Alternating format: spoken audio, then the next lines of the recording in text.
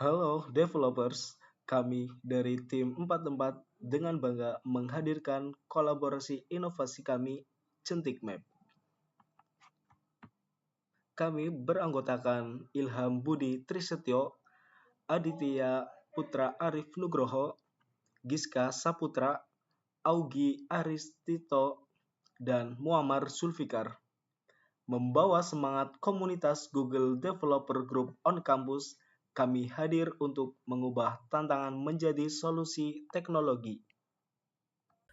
Demam berdarah dengue atau DBD masih menjadi ancaman serius bagi masyarakat. Ironisnya, masalah besar ini bermula dari genangan air kecil yang luput dari perhatian kita. Kendalanya di lapangan ada dua. Pertama, warga awam sering kesulitan mengidentifikasi mana genangan yang menjadi sarang jentik nyamuk Aedes aegypti. Kedua, proses pelaporan ke kader kesehatan masih mengandalkan cara manual yang lambat. Keterlambatan informasi ini berakibat pada lambatnya penanganan. Berikut adalah demo dari proyek Jentik Map. Kali ini saya akan mendemokan sedikit terkait website yang telah kami buat ya. Jadi di sini terdapat halaman utama yaitu ada landing page-nya. Nah, di sini itu berisi tentang menjelaskan fitur apa saja yang ada pada website ini. Seperti eh, pada website ini itu terdapat fitur eh, peta rawan, fitur lapor, fitur smart scanning, serta juga ada fitur untuk ngecek area sekitar. Jadi berfungsi untuk apakah warga itu berada pada daerah yang aman. Lalu di website ini juga terdapat 3 role utama, yaitu role user, role kader, serta role admin puskesmas. Nah, jadi kali ini kita akan coba masuk sebagai user, yaitu saya sudah buat akunnya.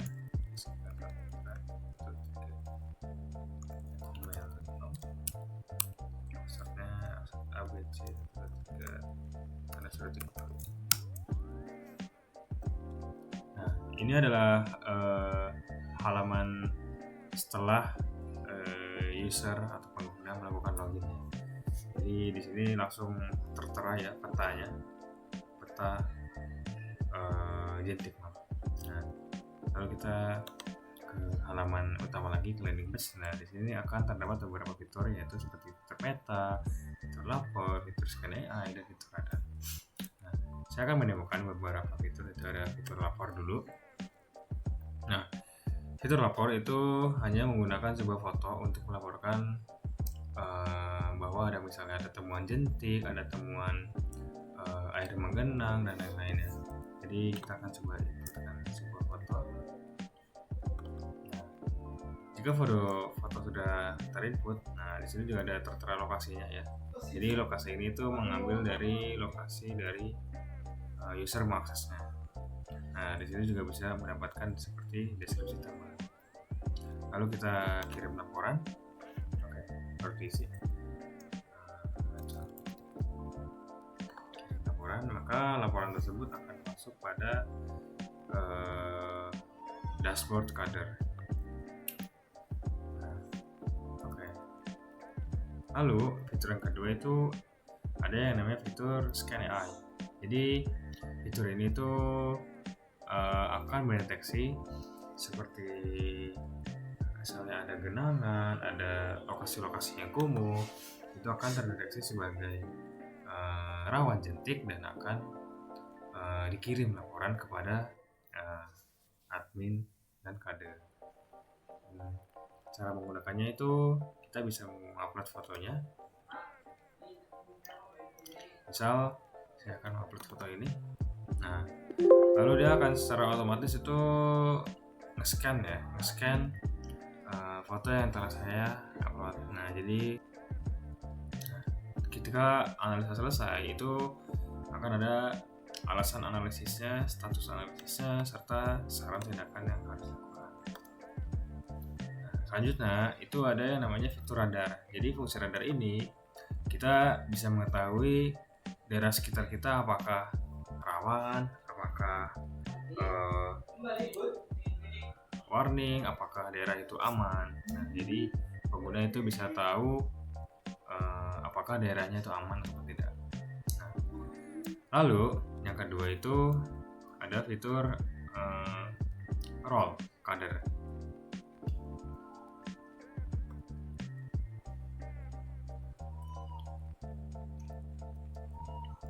Nah, sekarang kita akan masuk sebagai role kader, yaitu kader.com.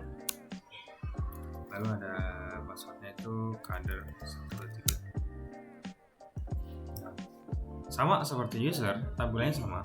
Lalu kita akan coba ke YouTube. Nah, tampilannya sama seperti user, cuman yang di sini yang membedakan itu adalah ada fitur dashboard dari kader. Nah, di sini fitur dari dashboard ini itu dia akan menampilkan data statistik.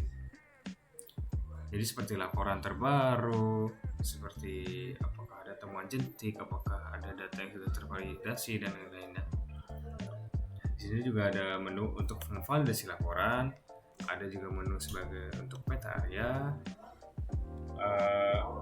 ada menu untuk laporan darurat. Nah, ini yang membedakan user dengan kader. Kader dapat membuat laporan darurat seperti misalnya ada seseorang yang terkena DBD. Nah, kader itu dapat melaporkan, lalu mengirim data tersebut agar admin puskesmas dapat mengirimkan suatu tindakan. Role yang ketiga itu ada role admin. Nah, role admin itu sekarang kita masuk dulu role admin detik.com, passwordnya itu admin. Nah, tampilannya sama, cuman yang membedakan di sini tetap ada dashboard, namun ini adalah dashboard dari admin.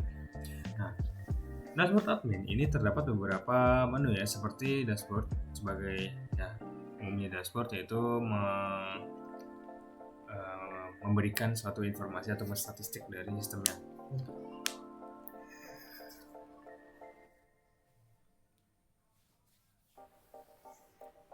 Nah, pada fitur dashboard itu ada fitur manajemen user. Jadi ada fitur manajemen untuk kader dan warga. Jadi admin dapat ya seperti layaknya manajemen kader ya, CRUD, buat menambah, mengedit, menghapus serta update. Jadi, admin dapat pada dashboard admin itu terdapat manajemen user, yaitu manajemen user kader dan user warga. Nah, manajemen user ini seperti selayaknya manajemen user pada umumnya, yaitu untuk membuat user, mengupdate user, serta dapat menghapus usernya. Nah, lalu pada fitur selanjutnya itu ada data wilayah. Jadi misal ada data beberapa wilayah yang rawan tinggi, ataupun data wilayah tersebut waspada, ataupun wilayah tersebut aman ya. Nah, terus selanjutnya itu ada darurat. Nah, ini berhubungan dengan fitur darurat yang tadi ada pada dashboard kader. Nah, nanti di sini admin itu dapat melakukan tindakan apa untuk menangani darurat tersebut. Jadi semisalnya ada suatu seseorang yang terkena DBD. Nah, admin puskesmas akan langsung secara cepat ya untuk memberikan follow up seperti tindakan apa yang harus dilakukan. Contohnya itu seperti mengirim ambulan, ataupun mengirim dokter, ataupun mengirim tenaga medis untuk melakukan tindakan pada seseorang yang terkena DBD tersebut. Jadi kurang lebih itu adalah fitur dari ketiga role ya, yaitu ada role user biasa, role admin, serta ada role kader.